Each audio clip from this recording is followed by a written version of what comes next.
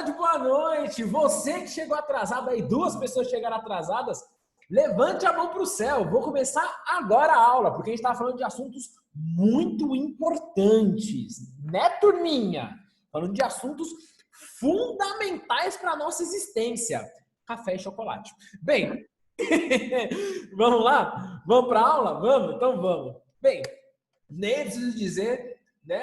Não, Edu, imagina, não, se eu tô, ainda bem, que bom que a gente estava falando de café e chocolate, porque aí ninguém perde nada, enfim, não é uma reclamação não, meu querido. Que bom, seja bem-vindo e é isso aí, é nóis. Não vai perder nadinha, vai pegar o conteúdo 100%. Ótimo, tá? Economia, vamos falar da economia, bem, né? Nem preciso falar que economia é essa, né, gente? Né? É o que? Abacate aí, né? Manga, laranja, né?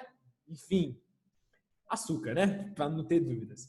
Na economia, você tem o início da administração colonial e é bem isso, né? A administração da colônia, tudo. Tá, daí que é a administração da colônia, mas eu pensei, tô pensando aqui na metrópole. E esse é o fundamental aqui que eu quero tratar com vocês. O governo geral, ele representa um novo modelo de povoamento e exploração, né? A capitania é um tipo de povoamento, é um tipo de política de povoamento. No entanto, se utiliza de recursos privados, os recursos dos capitães donatários que vieram ocupar o território aqui. O governo geral, turminha, já é um governo em que você tem a presença, né, do Estado português, da coroa portuguesa aqui, para organizar, para centralizar e auxiliar as capitanias. Vimos que o poder local é muito forte, mas, obviamente, aqueles que eram muito próximos de Pernambuco, próximos de Salvador, o governo ele conseguia fiscalizar, né? Mas aí se você vem para São Vicente, Rio Grande do Sul, né? Aí complica, né? Aí as regiões, os regionalismos vão ser muito fortes, tá? E são muito fortes, tá? Mas com essa presença do governo geral, a coroa começa a ter gastos.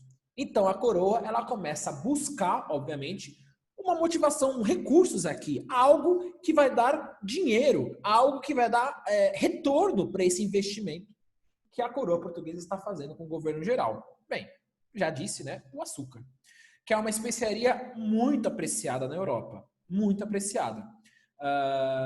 Acho que eu já comentei com vocês, nos bailão, saudade de uma festa, né, meu filho? Né, minha filha? Então, né? Parado no bailão, né? Como que era aquela música lá? Nossa, como que é? Esqueci que todo mundo... é o Toma, Toma, Toma. Pode crer. Toma, toma, toma, toma, toma, toma, toma. Saudade, né, meu filho? Saudade de uma festa. Né? Professor, misericórdia. Imagina, o quê? Tá bem, eu tô acostumado do teatro municipal. Pronto, pode ser também? Ver uma música clássica. Pô, deixa os funk. O que acontece? Então, o governo geral, a coroa portuguesa, ela busca... desculpa. Voltando, lembrei agora. O açúcar nas festas, né? Pós-festas, se você saísse com um sachê de açúcar, a pessoa falava, caramba, esse aí tá com grana, tá com dinheiro, né? O açúcar é uma especiaria muito valiosa, né? E muito gostosa, né? Óbvio. Bem, e foi à toa que Portugal escolheu, tipo, udi, du, nite, salame, mingue, tipo, né? O que eu vou escolher? Tem açúcar, tem canela, tem banana, qual que eu escolho, né? Não. Portugal já tinha experiência já com a cana-de-açúcar. Portugal já tinha testado nas suas ilhas. Se você pegar, por exemplo, a Ilha de Açores, Ilha da Madeira, né? Ilha da Madeira é onde Cristiano Ronaldo nasceu, diga-se de passagem, tá? Portugal já tem uma experiência com açúcar. Até tem aí o apelido, né? O ouro branco. Gente, eu finalizei esse slide, tá bom? O ouro branco. Então, quando Portugal começa os plantios de cana-de-açúcar, Portugal produz em parte, atenção, produz em parte as máquinas, então para o engenho funcionar, toda a estrutura, as rodas, né, toda essa engrenagem, né, o engenho, enfim, ferro, né, trabalhar você vê, para ter as caldeiras para fazer o açúcar, enfim, Portugal tinha já essa estrutura já pronta e ele já aplicava aí nas suas ilhas, também no litoral do continente africano, vai aplicar aqui também no litoral brasileiro, principalmente no Nordeste. Beleza? Certo? Próximo slide, você tem uma foto aqui com um canavial, tá? Os canaviais. Quem for um dia visitar Pernambuco e tiver que ir para o interior, um pouco interior para o Pernambuco, você só vê cana, canavial. É bem interessante. Bem, o Brasil vai ser um local, né, a região do Nordeste, um local adequado para a plantação de cana por causa do clima. Lembrando, né, que o clima ele não é o definidor, né, aquilo que vai determinar. Claro que o clima é importante, mas a questão com o indígena, não esqueçam disso. Tá? Nem todo o Nordeste teve sucesso. Mesmo tendo um clima adequado, mesmo tendo o famoso solo massapê, que é o solo adequado para a plantação de cana, mesmo com tudo isso, questão indígena, se você não consegue combater, enfrentar ou ter uma relação harmoniosa com os nativos que estavam ali, esquece. Insucesso. Tá? Então, você não tem sucesso. Enquanto no litoral, então, você tem esse solo massapê para produção de cana, e o litoral vai ser isso, né? A faixa litorânea do Nordeste e do Brasil vai ser uma faixa focada para cana de açúcar. O que eu tenho no interior? O que eu tenho no interior que vai ser fundamental? Pensa, turma, é possível uma fazenda viver só plantando cana? É possível? Fala comigo. Eu acho que se render bastante, mas bastante de dinheiro, eu acho que sim, mas Ah, é? Dá? normalmente eu não. Entendi. Aí você vai comer o quê? Açúcar de manhã, açúcar à tarde, açúcar à noite, cabo de cana, né? Bolo de cana, é isso? É? Por que não? Por que não? Um diabetes de boa, né? Suave. Correr o seu campo só ali, cada dia você corre 50 hectares, resolveu. Só 50 hectares resolve. Ó, o que acontece? Para eu manter a colonização, óbvio que o senhor do engenho, né, o proprietário, vai ter terra para ele comer.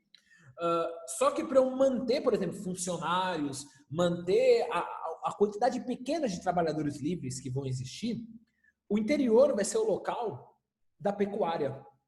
A pecuária vai ser fundamental. Por dois motivos, a pecuária. A pecuária vai ser importante. Cadê? No interior, prática da pecuária. Vamos? Isso, no interior está aí, a prática da pecuária. Por dois motivos a pecuária ela vai ser importante. Primeiro, alimentação, carne, proteína. Tudo bem? Alimentação. Mas, segundo, qual que vai ser a segunda vantagem de eu criar, né, gado, de eu fazer pecuária? Qual que foi a abertura? Couro? Oi?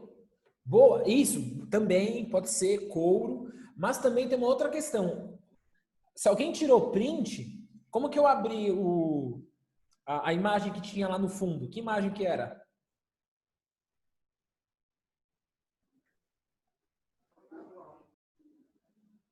Acho que ninguém tirou print. Deixa eu voltar então.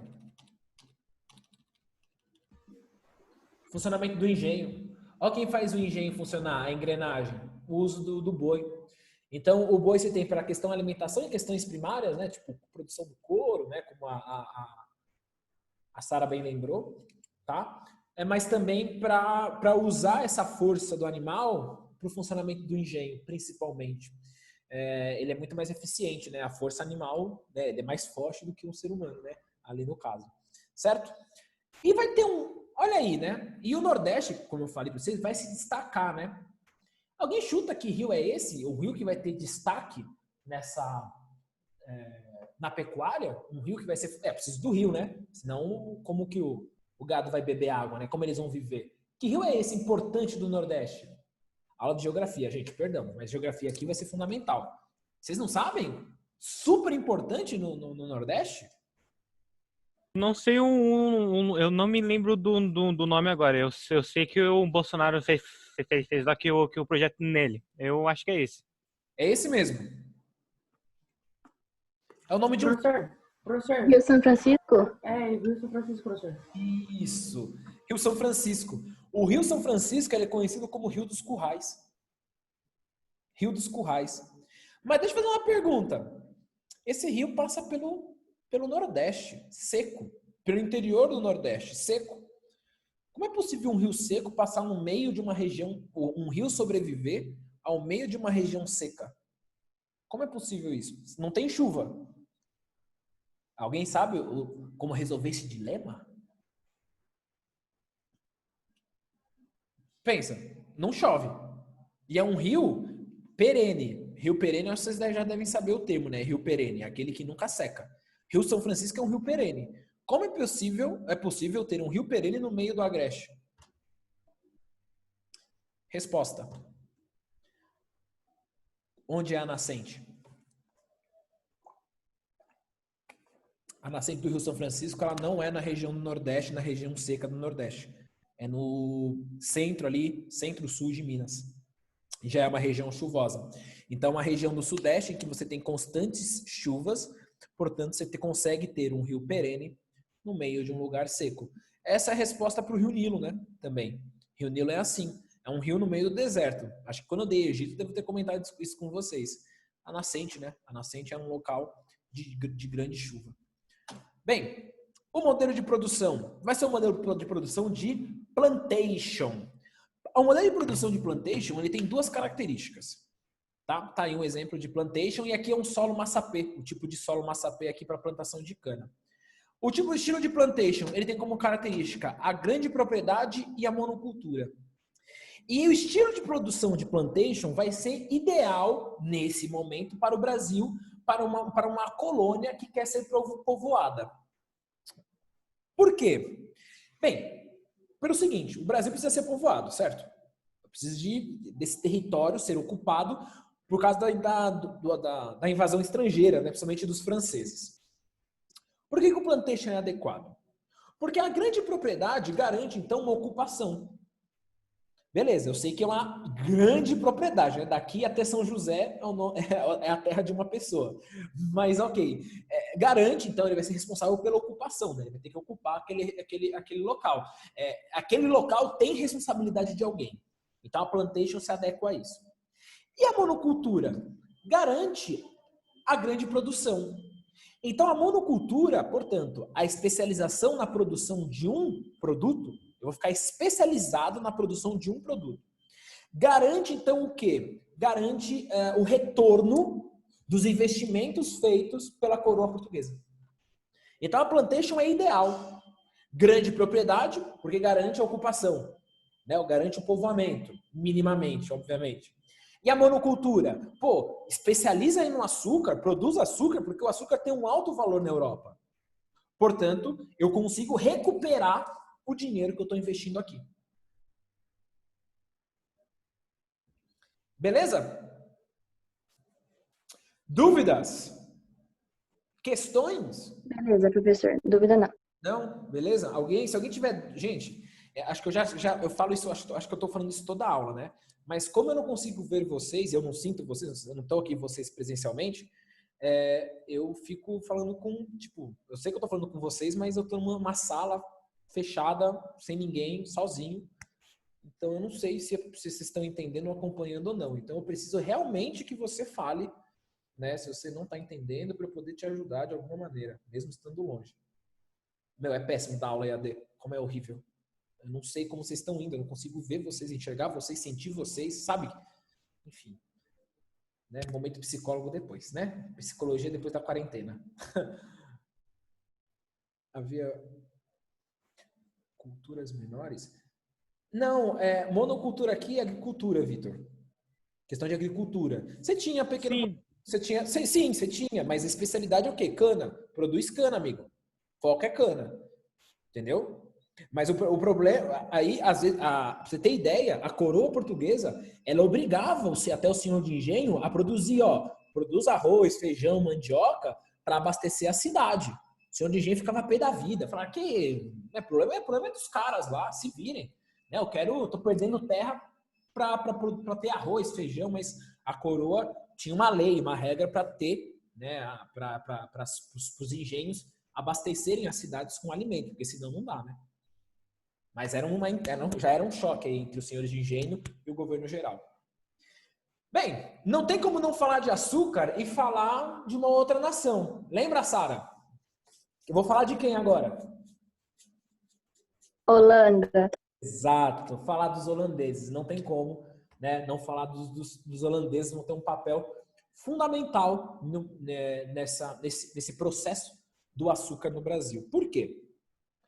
Portugal, vamos lá. Aqui, né, um barquinho, né, uma foto atual com a bandeira da Holanda.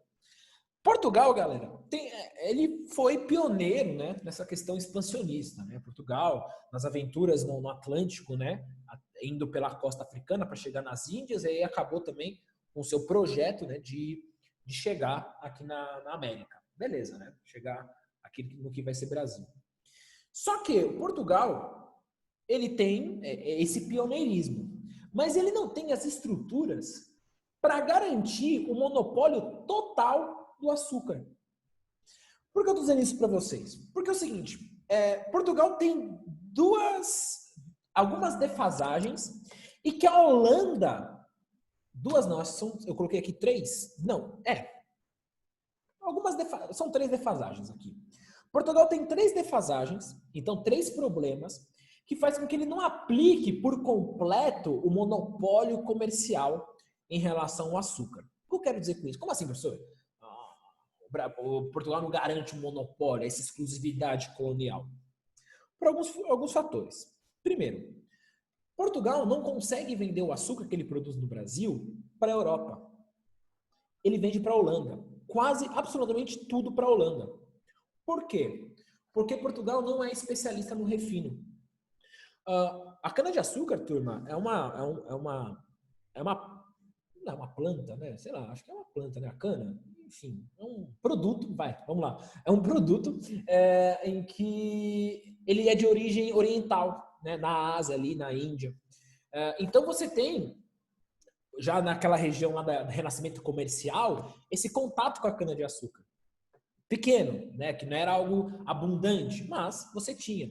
E os flamengos, né, os holandeses, eles vão ficar especialistas no refino e é esse açúcar que o europeu consome. E Portugal não tem essa tecnologia para refinar o açúcar. Ele produz o famoso açúcar mascavo. Então ele depende da Holanda para o refino. Já começa então um problema. Então, essa exclusividade comercial, beleza, eu produzo aqui no Brasil, mas eu vendo praticamente para a Holanda. Obrigado, Maria. Então, essa planta, a Maria acabou de confirmar para mim, meu ponto aqui, minha diretora aqui, acabou de confirmar para mim que é uma planta. Então, beleza. Então, aí você tem a cana, Portugal tem que vender para a Holanda, porque aí sim a Holanda refina e a Europa compra dos holandeses. Um outro fator também que prejudica Portugal, em relação ao comércio interno dentro da Europa. Portugal não domina o comércio interno, as rotas internas. Portugal domina as rotas do Atlântico. Mas as rotas terrestres e marítimas no interior da Europa não está na mão de Portugal, está na mão dos holandeses. Mais um fator ainda para prejudicar essa questão desse controle do açúcar. Perceba quanto Portugal é dependente da Holanda para refinar e para levar o açúcar para toda a Europa. Terceiro fator. Os bancos holandeses vão fazer grandes empréstimos e vão financiar muitos senhores do engenho. Vários senhores de engenho de todo o litoral do Nordeste, principalmente Pernambuco, vão pedir empréstimos a bancos holandeses. Bem, se eu estou pedindo emprestado, tem cobrança de juros, enfim, lucro holandês. Alguns historiadores dizem que é o seguinte, o período do açúcar, na verdade, o auge do açúcar beneficiou muito mais a Holanda. Na verdade, o açúcar, na verdade, perdão. O açúcar beneficiou muito mais a Holanda do que Portugal. Tá? Alguns historiadores fazem esse tipo de comentário. Então tá aí o papel fundamental da Holanda para o açúcar brasileiro e também para a própria Holanda, né? A Holanda não tem território, não tem colônia. Então também é uma troca, obviamente. A Holanda também é extremamente dependente desse açúcar vindo do Nordeste brasileiro. Tranquilo, gente? Beleza? É isso. Beleza, professor. Maravilha. Bem, você tem a produção. Aí agora eu vou entrar na parte um pouco mais técnica, na produção do açúcar. E, enfim, e aí também vai ter outras coisinhas, cositas a mais. Beleza? Já que a gente tá falando dos bailão, né? Segura. Vocês vão ver. Ó, a produção do açúcar. Aqui você tem um exemplo de um engenho, tá? De um clássico engenho. O engenho, turma, o termo engenho é dado, a máquina ela é de moer, é um engenho, a máquina de moer.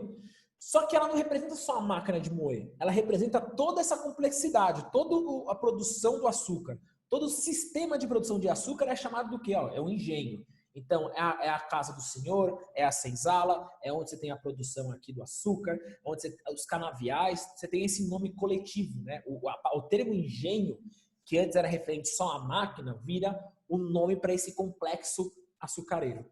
Tudo bem? Bem, começa ali, né? Lá em Simão, né? Retirado do açúcar, da cana, né? Os escravizados cortam a cana, aí trazem ela para uma região de corte, né? Cortam a cana, né? A parte que é ruim, a parte que não é necessária. Depois vem para o moinho, ou vem para a moenda, né? Aqui você tem uma moenda hidráulica, certo? Mas você tem moenda de tração animal, você tem a moenda também de tração humana, né? Os escravizados, eles empurrando. Depois você tem a parte das caldeiras, tá? E aí, finalmente, a parte de purgar. Não, é purgar. Acho que eu escrevi errado.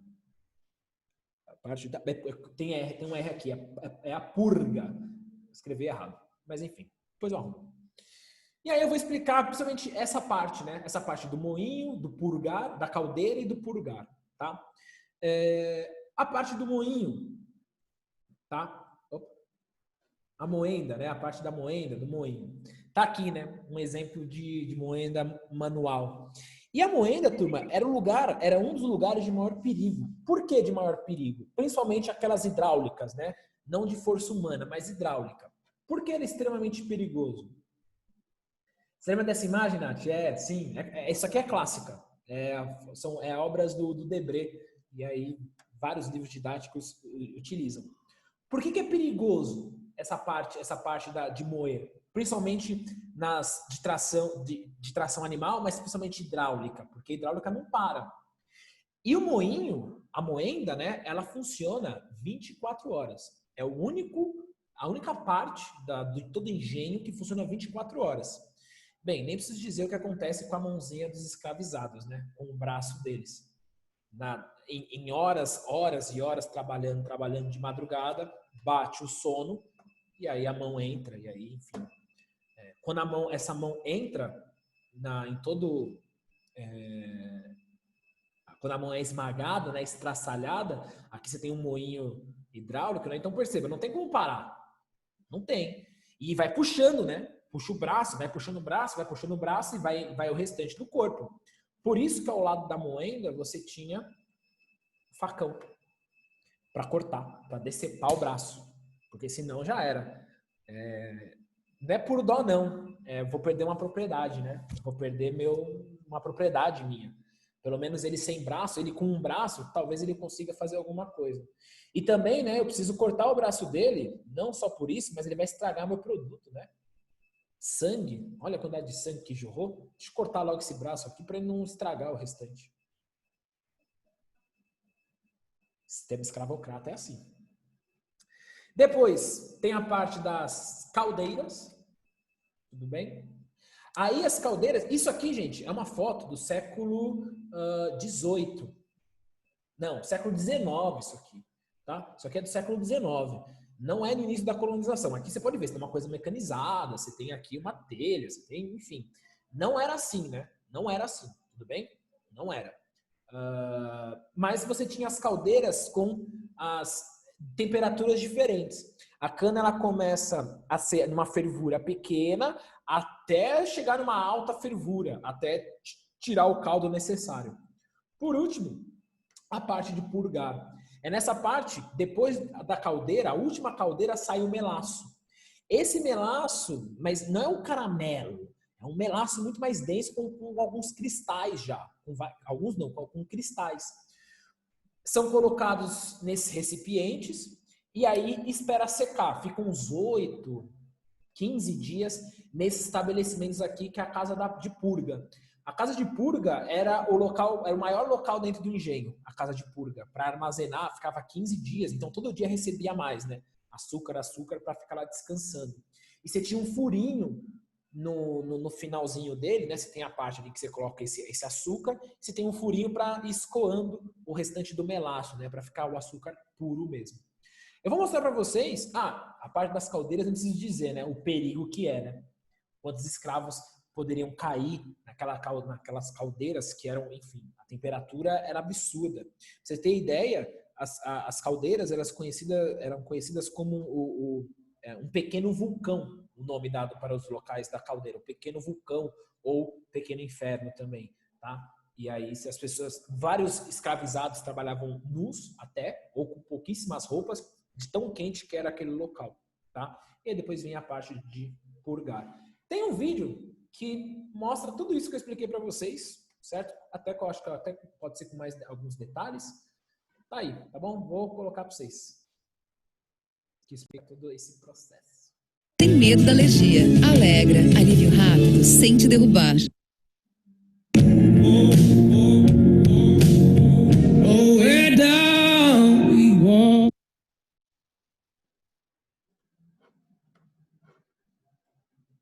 Depois que os portugueses chegaram ao território que hoje é o Brasil, algumas décadas se passaram antes que seus governantes se interessassem por estas terras, pois julgavam o comércio com o Oriente mais lucrativo. A partir de 1530, os portugueses perceberam que era necessário ocupar a colônia antes que outras potências europeias tomassem posse desse território. Para isso, o cultivo de cana-de-açúcar, um produto muito lucrativo na época, tornou-se a solução. A produção de açúcar na colônia permitiu a ocupação do território e a possibilidade de atrair investidores e render lucro para a coroa portuguesa. Muitas cidades litorâneas da região nordeste do Brasil se desenvolveram com o investimento nos engenhos de açúcar. A região mais próxima do litoral tinha um solo fértil e uma vasta rede hidrográfica que facilitava a comunicação e o transporte de mercadorias.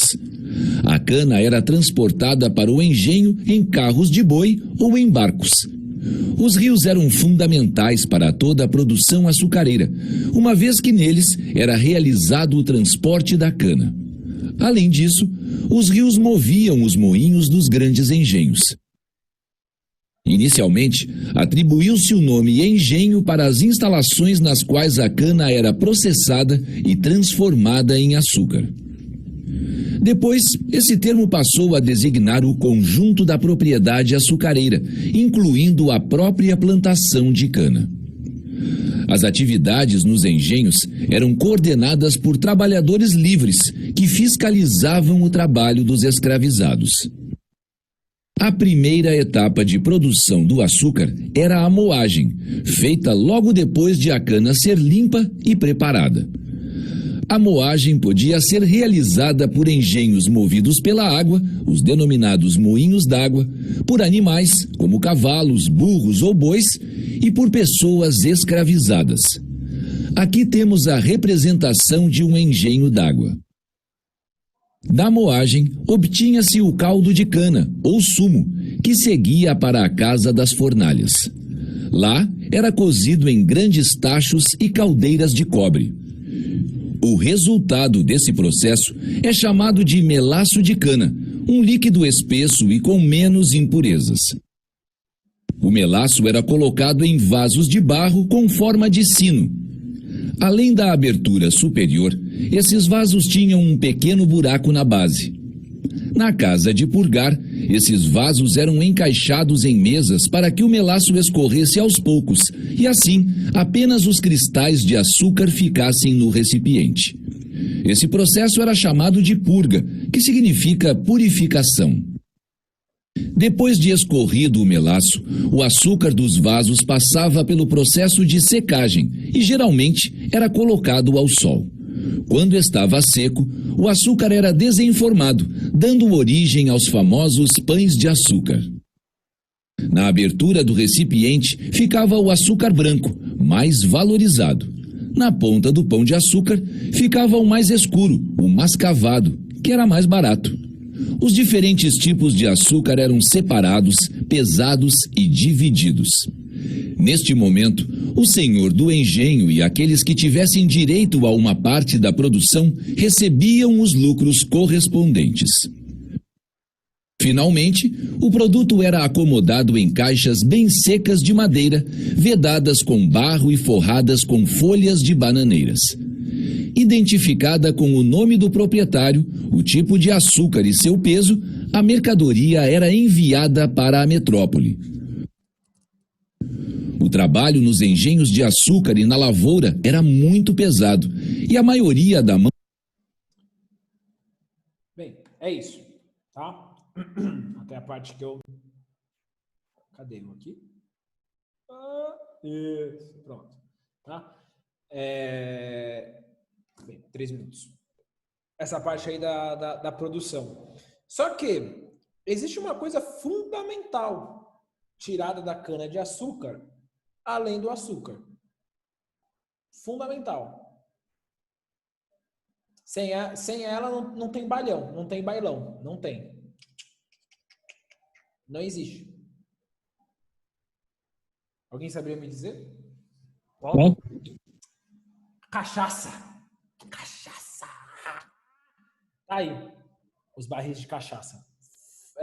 E brincadeiras à parte, é um produto extremamente popularizado no Brasil pela altíssima produção de açúcar que nós temos. E você tem vários tipos de cachaça e que são assim... Sabe vinho? Não tem vários tipos de vinho? Cachaça é a mesma coisa. A mesma coisa. Só que aí você tem essa questão de hierarquias, né? Tudo é hierarquizado, né? É incrível certas coisas. Né? O vinho, uma coisa sagrada, né? O vinho você pode tomar. Agora, entrar com um negócio de cachaça, aí não. Porque cachaça era popular. Era algo extremamente popularizado. Né? Então, as pessoas buscando distinção social, né? Menosprezavam a cachaça e aí enaltecia o vinho. Tem a questão religiosa também, né, muito forte, do vinho, né, que é o sangue de Cristo, né? Então o vinho é uma bebida santa e a cachaça é uma bebida do diabo, do capeta, enfim, você tem essas interpretações. E por ser uma bebida barata, era uma bebida consumida pelos setores mais pobres. E aí quando eu falo de setores mais pobres, no Brasil colônia, são negros e negras libertos, né? Foram libertos e aí que tomam, não tem dinheiro para comprar vinho. Então, tipo, aí é uma bebida extremamente marginalizada, né? É bebida de vagabundo. Enfim, esses preconceitos que vêm da colônia dessas interpretações. E a produção de cachaça, ela tem um vídeo de produção de cachaça. Eu ia mostrar para vocês, mas falta 1 minuto. Talvez amanhã, se der tempo, eu passo para vocês. Beleza? Amanhã a gente fala de trabalho. A gente fala de trabalho e sociedade no período colonial, na Era do Açúcar. Beleza, turma? Espero que vocês tenham gostado, espero que vocês tenham entendido. E a gente se vê amanhã, na sexta-feira. Beleza? Um grande beijo, um grande abraço. É isso aí. Valeu. Tchau. Tchau, pro. Tchau, professor. Até semana que vem. Não, até amanhã, fia. É verdade. Deixa pra lá. Até amanhã. Te cuide. Tchau, tchau. Tchau, pro.